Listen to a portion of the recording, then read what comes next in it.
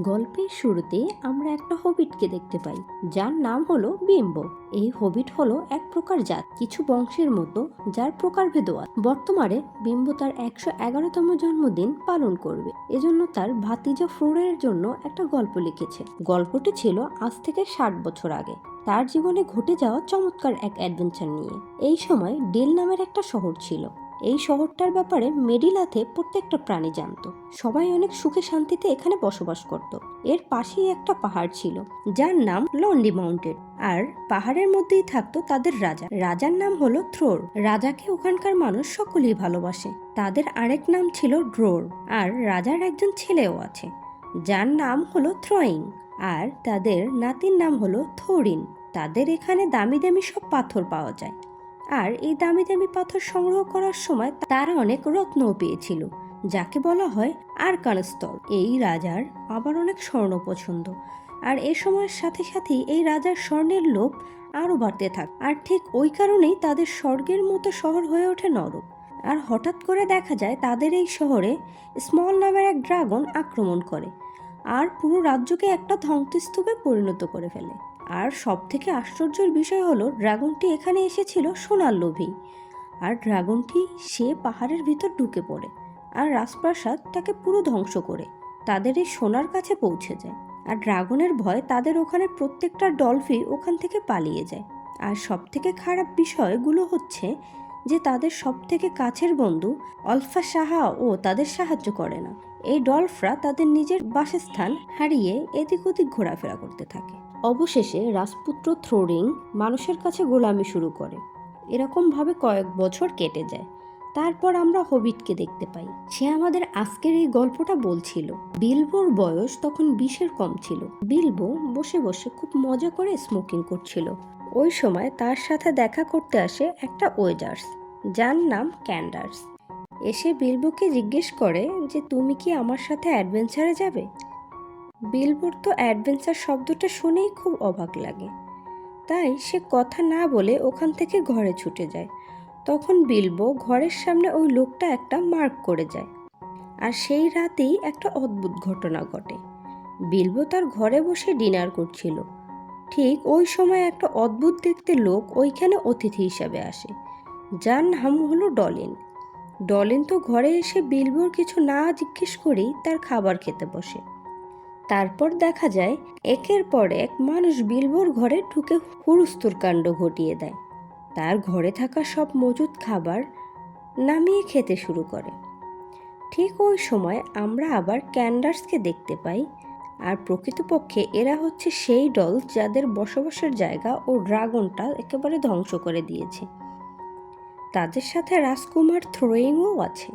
তার একমাত্র উদ্দেশ্য হলো ধ্বংস হয়ে যাওয়া রাজ্য ফিরে পাওয়া।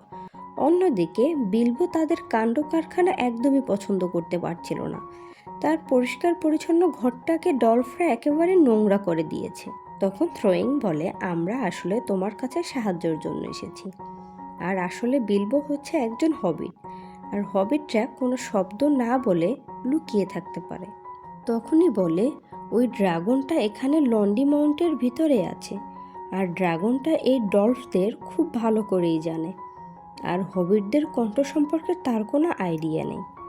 রাজকুমার থ্রোয়িংয়ের কাছে একটা ম্যাপ আছে, যেটার সাহায্যে তারা ওই লন্ডি মাউন্টের ভিতরে প্রবেশ করতে পারে। তাই তাদের প্রয়োজন এমন একজন ব্যক্তি যার চুপি চুপি ওইখানে প্রবেশ করতে পারবে।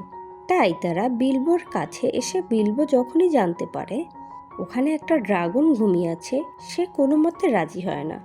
ওই রাতে তাদের কোনো মতে পার হয়ে যায়। সকালবেলা যখন চোখ খুলে তখন দেখে পুরো বাড়ি ফাঁকা। তার মানে ওরা চলে গিয়েছে। বিলবো তো স্বস্তির নিঃশ্বাস ফেলে। এরপরে ওখানে একটা লেটার দেখতে পায়, যেটা আসলেই বিলবোর জন্যই রাখা ছিল। আর ওই অ্যাডভেঞ্চারের লোক বিলবোকে ঘরে থাকতে দেয় না। সে সঙ্গে সঙ্গেই বেরিয়ে আসে বাকি লোকদের কাছে। ওখানে বাকি লোক তারা তো বিশ্বাসই করতে চায় না। সবাই ভেবেছিল বিলবো হয়তো আসবে না, কিন্তু ক্যান্ডার্সের তার প্রতি বিশ্বাস ছিল, ঠিকই সে আসবে। তারপর রাতের বেলা তারা পাহাড়ে বসে রেস্ট নেয়। বিলবো ওখানে একটা আওয়াজ শুনতে পায়, অদ্ভুত। ওখানে থাকা বিলি আর গিলি নামের দুই ব্যক্তি বিলবোকে এটা বলে ভয় দেখায় যে ওখানে কিছু রাক্ষস আছে, যাদের ওয়ার্ড বলা হয়। ঠিক তখনই প্রিন্স থোরিং সেখানে চলে আসে। সে এরকম আজগুবি গল্প, মজা ঠাট্টা কিছুই পছন্দ করে না। এই ওয়ার্ড নামের একটা রাক্ষসের সাথে যুদ্ধ হয়েছিল। সেখানে এক রাজা মারা গিয়েছিল, মানে সেখানে ওয়ার্ডের রাজা থোর মুন্ডুটাই কেটে ফেলেছিল। এটা দেখে থোরিন অনেক রেগে যায় আর ওয়ার্ডদের রাজার একটা হাত কেটে দেয়। থোরিং এরকম সাহস দেখে সব ডলফরা মনোবল ফিরে পায়। তারা যুদ্ধে এগিয়ে যায়। এরপর তারা ওয়ার্ডের বিরুদ্ধে যুদ্ধে ঝাঁপিয়ে পড়ে আর সমস্ত ডলফরা যুদ্ধে বিজয়ী হয়। তখন সমস্ত ডলফরা ভাবে যদি রাজা হওয়ার কারো যোগ্যতা থাকে সেটা হচ্ছে থোরিং। তারপর দেখা যায় এটা আসলেই সত্যি। তারা সেখানে আশ্রয় নিয়েছিল তার পাশেই ওয়ার্ডের আস্তানা। পরের দিন সকালবেলা তারা আবার জার্নি শুরু করে, কিন্তু বেশ বৃষ্টি হচ্ছিল। এই সময় আমাদের ক্যান্ডার্সের মুখ থেকে তার একটা ভাইয়ের গল্প শুনতে পাই। আর এই ভাইটি গ্রিন বুশ নামের একটা জায়গায় থাকে। সে পাখিদের সাথে কথা বলতে পারে আর তার নাম হলো রেডাস। সে আচমকা লক্ষ্য করে যে হঠাৎ করেই বনের পশু পাখি মারা যেতে থাকে। প্রথমে তো সে কিছুই বুঝতে পারে না, পরে বুঝতে পারে যে বনে একটা অশুভ শক্তির আবির্ভাব ঘটেছে। এই ডাক পাওয়াটা আসছিল কোটদর্গ নামের এক জায়গা থেকে। সে ডাক সেটা উদ্ঘাটন করার জন্য এই জায়গায় বেরিয়ে পড়ে। এদিকে দিনের আলো শেষ হয়ে সন্ধ্যা নেমে আসে। তখন ডলফরা আবার একটা জায়গায় আশ্রয় নেওয়ার সিদ্ধান্ত নেয়। ওই সময় সিলিবিলি আর বিলবো লক্ষ্য করে যে তাদের দুটো ঘোড়া মিসিং। দুইটি ঘোড়া খুঁজতে খুঁজতে সামনে এগোতেই দেখে দুইটি বৃহৎ আকারের দৈত্য ওখানে বসে আছে ঘোড়াগুলোকে খাওয়ার জন্য। তখন সিলিবিলি বিলবোকে বলে যে দেখো প্লিজ তুমি ঘোড়াগুলোকে রেস্কিউ করো, নয়তো দৈত্যটা ঠিক ঘোড়াগুলোকে খেয়ে ফেলবে। আসলে বিলবো তো কোনো শব্দ ছাড়া চলাফেরা করতে পারে, তাই তারা দুজনেই বিলবোকে ওইখানে যেতে বলেছে। বিলবো সাহস নিয়ে ওখানে যায়, কিন্তু সে চরম বোকামির পরিচয় দেয়, কিন্তু সাথে সাথে দৈত্যর কাছে ধরা পড়ে যায়। বিলবোকে পেয়ে দৈত্য খুব খুশি হয়। দৈত্যরা ডিসিশন নেয় যে ওখানে রান্না করে খেয়ে ফেলবে। তখন বিলবোকে বাঁচানোর জন্য বাকি ডলফরা এখানে চলে আসে, কিন্তু দৈত্যর সাথে পেরে ওঠে না। দৈত্যগুলো সমস্ত ডলফদের একসাথে বেঁধে ফেলে আর বলে যে তাদের সকলকে একসাথে রান্না করে খেয়ে ফেলবে। তখন বিলবো বুদ্ধি করে দৈত্যগুলোকে কথা দিয়ে আটকানোর চেষ্টা করে। ঠিক সেই মুহূর্তে ক্যান্ডার্স চলে আসে এবং দৈত্যগুলোকে একটা উইক পয়েন্ট ছিল। তারা সবসময় সূর্যের আলোতে পাথর হয়ে যায়, আর তাই ক্যান্ডার্স ওখান থেকে একটা পাথর ভেঙে ফেলে। তখন সরাসরি সূর্যের রশ্মি তাদের গায়ে গিয়ে পড়ে আর ঠিক তখনই দৈত্যগুলো পাথরে পরিণত হয়। তখন ক্যান্ডার সকলকে জানায় যে জঙ্গলে নাকি কোনো এক ডাক পথ চলে এসেছে, যার কারণে বনের সব প্রাণী তাদের জায়গা ছেড়ে অন্য জায়গায় পালিয়ে যাচ্ছে।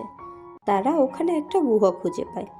দৈত্যরা ওখানে দিনের বেলায় থাকতো আর যার কারণে তাদের কাছে সূর্যের আলো পৌঁছতো না। তার মধ্যে তারা কিছু গহনা আর তলোয়ার খুঁজে পায়। এই তলোয়ারগুলো এলফসেরা বানিয়েছিল। সে প্রত্যেকটা তলোয়ার একটা করে বৈশিষ্ট্য ছিল। এই তলোয়ারগুলো ছাড়া এলফসেরা এমনভাবে বানিয়েছিল যে আশেপাশে যদি কোনো ওয়ার্ড বা গবলিন থাকে তাহলে সঙ্গে সঙ্গে নীল হয়ে যাবে। এই সময় সেখানে রেডসের উপস্থিত হয়। রেডস তো ওই জায়গায় গিয়ে, মানে যেখান থেকে ডাক পাওয়ার জঙ্গলে এসেছিল, সেখানে গিয়ে দেখতে পায় একটা নেকড়ে অয়সার, মানে কালো জাদুর ঘটাচ্ছে। সে মৃত মানুষকে জীবিত করে তুলছে। ক্যান্ডার্স তো রেডক্সের কথা বিশ্বাস না করে সে ভেবেছিল হয়তো রেডক্স নেশাবান করে এসে কথা বলছে। ঠিক ওই সময় তারা যখন বেরোতে যাচ্ছিল, কিছু নেকড়ের মতো প্রাণীরা এসে তাদের আক্রমণ করে। এই নেগ্রোগুলো সে ওয়ার্কস নামের রাক্ষসের বাহু। রেক্স তো প্রথমে এই নেগ্রোগুলোকে এক জায়গায় নিয়ে ডিসকাস করে ফেলে। এই সুযোগে ডলফ একটা স্থানে নিজেদের সিলটা নিয়ে নেয়। ঠিক ওই সময় ওখানে এলফরা তাদের সৈন্যবাহিনী নিয়ে চলে আসে আর ডলফদের নেগ্রোগুলোর হাত থেকে রক্ষা করে। কিন্তু এরপর ডলফরা একটা ল্যাভেন্ডার নামক এক সুন্দর জায়গায় পৌঁছে যায়। এই জায়গা একদম ছবির মতো সুন্দর। এখানে রাজত্ব করে লর্ড অ্যান্ড্রন নামের এক রাজা। এটা হলো এলফসদের একটা প্রজাতি।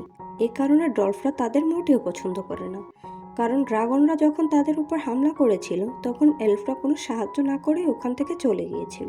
এখন তো এলফদের সাহায্যের দরকার, তাই পুরনো কোনো কথা মনে রাখলে চলবে না। সব থেকে গুরুত্বপূর্ণ বিষয় হচ্ছে যে থ্রোয়িং এর কাছে যে ম্যাপটা আছে এটা বোঝার জন্য এলফদের সাহায্য প্রয়োজন।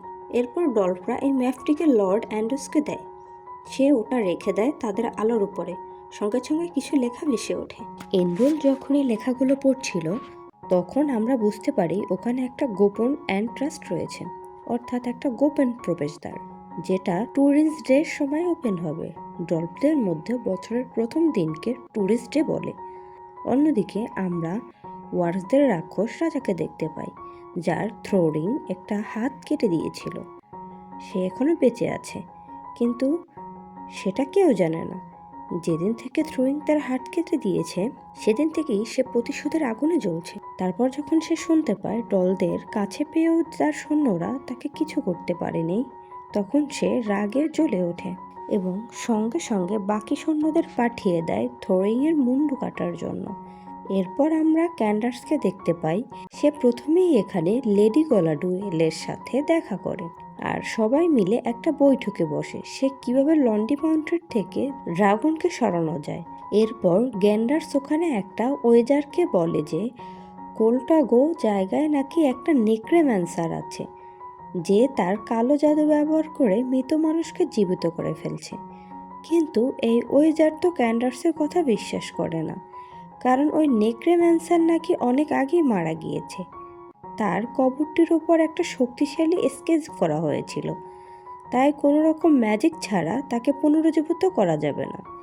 এদিকে ডলফরা আবারও তাদের গন্তব্য যাওয়ার জন্য রওনা শুরু করে। অনেকগুলো পাহাড় পেরিয়ে তারা একটা ভয়ঙ্কর মিষ্টি নামক জায়গায় চলে আসে। এরপরেই তাদের জীবনে ঘটে সবথেকে বড় বিপত্তি। যেগুলোকে তারা পাথর মনে করছিল, এই সবগুলোই ছিল স্টোন জয়েন্ট। মুহূর্তের মধ্যেই কিছু জয়েন্ট মিলিত হয়ে নিজেদের মধ্যে লড়াই শুরু করে। তাদের এই মারামারির মাঝেই ডলফরা খুব বাজেভাবে ফেঁসে যায়। ওখান থেকে তাড়াহুড়ো করে যাওয়ার সময় বিলবো পা পিছলে পড়ে যায়। এবার থ্রোরিং বিলবোকে বাঁচিয়ে নেয়। থ্রোরিং আগে থেকেই বিলবোকে পছন্দ করতো না, কারণ সে বলেছিল তার পক্ষে অ্যাডভেঞ্চার করা মোটেও পসিবল নয়। এই কথাটা আবার বিলবোর গায়ে লেগেছিল, তাই ওই দিন রাতে তারা ঘুমোচ্ছিল। সে তো ওখান থেকে লুকিয়ে লুকিয়ে পালাতে যায়, কিন্তু তাকে একজন লক্ষ্য করে। কিন্তু তখনই বিলবো লক্ষ্য করে যে তার কাছে থাকা তলোয়ারটি ব্লু কালার হয়ে গিয়েছে। তখনই তার গ্যান্ডার্সের কথা মনে পড়ে যায়, অর্থাৎ আশেপাশে যদি কোনো প্রবলেম থাকে ওই তলোয়ারটি সঙ্গে সঙ্গে নীল হয়ে যায়। এরপরই এই মুহূর্তের মধ্যেই তারা যেখানে ছিল সেটা ধসে পড়ে এবং তারা খুব বাজেভাবে ফেঁসে যায়। সেখানে কবলিনরা বাস করত। কবলিনরা সকলকে ধরে রাজার কাছে নিয়ে যায়। সেই মুহূর্তের মধ্যেই প্রিন্স থোরিনকে চিনে ফেলে। সে থোরিনকে কিছুই করে না, কারণ রাক্ষস রাজা ওয়ার্ল্ডের কাছে থোরিনের গুরুত্ব অনেক বেশি। তাই সঙ্গে সঙ্গে তার একটা গুপ্তচর রাক্ষস রাজার কাছে পাঠিয়ে দেয়, এটা বলার জন্য যে থোরিন তাদের কাছেই আছে। অন্যদিকে হবিট অর্থাৎ বিলবো তো কবলিনের সাথে লড়াই করতে করতে পাহাড়ের একটা ফাঁকে পড়ে যায়। ওখানে এসে সে একটা অদ্ভুত প্রাণীকে দেখতে পায়, যার নাম গোলুম। এই গোলুম সব ধরনের প্রাণীদেরকে মেরে তাদের মাংস খেয়ে নেয়। তখন বিলবো এই দৃশ্যটা একটু লুকিয়ে লুকিয়ে দেখে। ওই গোলুমের কাছে একটা সোনার আংটি আছে, যেটা ধস্তাধস্তির সময় পড়ে যায়, আর সেটা বিলবো নিজের কাছে রাখে। কিন্তু গোলমু এটা লক্ষ্য করে না। এরপরে সে গোলুম বিলবোকে দেখতে পায়, কিন্তু এই গবলিনটা ছিল একটু বোকা। তাই কিছু বলার আগেই বিলবো গোলুমের কাছে সাহায্য চেয়ে বসে। এরপর বিলবো আর গোলুমের মধ্যেও একটা ডিল হয়ে যায়। তারা এখানে একটা ধাঁধার খেলা খেলবে। যদি বিলবো গোলুমের উত্তর দিতে পারে তাহলে বিলবোকে সে মারবে না, আর বিলবো দাঁড়িয়ে শর্ত মেনে নেয়। এরপরে শুরু হয় দুজনের ধাঁধার খেলা। গোলুম তো এখানে বিলবোর সাথে পেরে ওঠে না। বিলবো এখানে কথার জালে ফাঁসিয়ে নেয়। এই খেলায় বিলবো তো জিতে যায় আর গোলুম তো গো হারে। কিন্তু গোলুম পরে বুঝতে পারে যে বিলবো তাকে কথার জালে ফাঁসিয়েছে, মানে তাকে পুরোপুরি বোকা বানিয়েছে। পরে সে বিলবোর ওপর আক্রমণ করতে চায় আর বিলবো তো পালানোর চেষ্টা করে। আর ঠিক তখনই অ্যাক্সিডেন্টলি আংটিটা বিলবোর আঙুলে চলে আসে আর সঙ্গে সঙ্গে বিলবো অদৃশ্য হয়ে যায়। আর এই আংটির স্পেশালিটি ছিল এটা। অন্যদিকে সব ডলদের নিয়ে হেনস্থা করছিল। হঠাৎ করে সে যখন ধরিনের তলোয়ারটা দেখতে পায় তখন সে ভয় পেয়ে যায়। এরপর যখন সবাই মিলে ডলফদের আক্রমণ করতে যায় তখন সেখানে গ্যান্ডার্স চলে আসে আর সমস্ত ডলফরা সবাই ওদের মনোবল ফিরে পায়। সবাই মিলে গবলিনদের সাথে লড়াই করতে থাকে। একটা সময় সবাইকে হারিয়ে তারা বাইরে চলে আসে। অন্যদিকে বিলবোর কাছে গোলুমকে হত্যা করার সুযোগ রয়েছে। তাকে তো গোলুম দেখতে পাচ্ছে না, কিন্তু বিলবো আসলে খুব দয়ালু ছিল, তাই সে তাকে হত্যা না করে সেখান থেকে বেরিয়ে আসে। এদিকে ডলফগুলো অনেকক্ষণ ধরে খুঁজে পাচ্ছে না বিলবোকে, তাই তারা ধারণা করেছিল যে ভয় পেয়ে সেখান থেকে পালিয়ে গিয়েছে। কিন্তু একটু পর সবার ধারণা ভুল প্রমাণ করে বিলবো। আসলে বিলবোর মন থেকে এই ভয় ভীতিগুলো অনেক আগেই দূর হয়ে গেছে। এখন সে তাদের সাহায্য করতে চায়।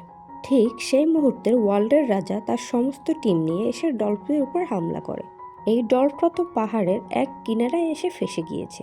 পালানোর কোনো রাস্তা ছিল না, তাই তারা গাছের উপর উঠে পড়ে। রাক্ষসরা তাদের চারদিক থেকে ঘিরে ফেলেছে। তখন ক্যান্ডার্স একটা প্রজাপতির মাধ্যমে কারো কাছে সাহায্য প্রার্থনা করে। তখন পরিস্থিতি সামলানোর জন্য ওখানে তারা আগুন জ্বালায়। আর এই সামান্য আগুন জ্বালিয়ে কতক্ষণ পরিস্থিতি ঠিক রাখা যায়। ওখানে সময় হচ্ছে আর আগুন নেওয়ার সাথে সাথে রাক্ষসরা তাদের কাছাকাছি চলে আসছে। এরপর রাক্ষস রাজা আবার থরিনের চ্যালেঞ্জ করে বসে। তখন থরিন রাক্ষস রাজার সাথে লড়াই করতে আসে। এটাই ছিল প্রিন্স থরিনের বড় বোকামি। থরিন সামনে আসা মাত্রই রাক্ষস রাজা তাকে নিচে ফেলে দেয়। থরিন অনেক আহত হয়ে পড়ে। তখন রাক্ষস রাজা তার সৈন্যদের অর্ডার করে যে থরিনের গলা কেটে ফেলতে। রাক্ষসের কথা মতো যখন সৈন্যরা আসে থরিনের গলা কাটতে, তখন বিলবো তাদের আটকায় রাক্ষসটাকে হত্যা করে ফেলে। এরপর সে অনেক সাহসের সাথে রাক্ষসদের সাথে লড়াই করে। ওইদিকে গ্যান্ডার্স লক্ষ্য করে যে তার পাঠানো প্রজাপতি আবারও ফিরে এসেছে। আর ওই প্রজাপতির পিছনে আমরা বড় বড় ঈগল দেখতে পাই। আর এই ঈগল পাঠিয়েছে লেডি গ্রানুয়েল, যার থেকে মূলত গ্যান্ডার্স সাহায্য চেয়েছিল। ঈগলগুলো প্রথমে রাক্ষসকে চিনে ফেলে। ঈগলগুলো প্রথমে রাক্ষসগুলোকে নিচে ফেলে দেয়। এরপর ডলফদের তাদের পিঠে চড়িয়ে উড়িয়ে নিয়ে যায়। তাই এবার রাক্ষস রাজা তাদের ওপর কোনো রকম প্রতিশোধ নিতে পারে না। ওই ঈগলগুলো প্রত্যেক ডলফদের একটা নিরাপদ স্থানে এনে দেয়। প্রিন্সের শরীর তো তখনও আহত, তার কোনো হুঁশ ছিল না। তখন গ্যান্ডার্স তার ম্যাজিকের মাধ্যমে সুস্থ করে তোলে। আর তার জ্ঞান ফেরা মাত্রই এই বিলবোকে খুঁজতে শুরু করে। সে কল্পনাও করতে পারেনি একটা হবিট জীবনের মায়া ত্যাগ করে তাকে বাঁচাতে পারে। নিজের ভুল বুঝতে পেরে বিলবোকে ধন্যবাদ জানিয়ে বুকে জড়িয়ে ধরে। একই সাথে তারা লন্ডি মাউন্টেনকেও দেখতে পাচ্ছে। তখন তারা একটা পাখি দেখতে পায় যে সে পাখিটা একটা শামুককে খাওয়ার জন্য তাকে ঠুকরে যাচ্ছে। আর সেই আওয়াজে ঘুমন্ত থাকা ড্রাগনটা জেগে উঠেছে। এখানেই আমাদের গল্প শেষ হয়, কিন্তু আমাদের মনে প্রশ্ন থেকে যায়, এরপর কি ড্রাগনটা কি ঘুম ভেঙে উঠে সবাইকে মেরে ফেলবে, নাকি ডলফরা পারবে তাদের রাজ্যকে ফিরিয়ে আনতে?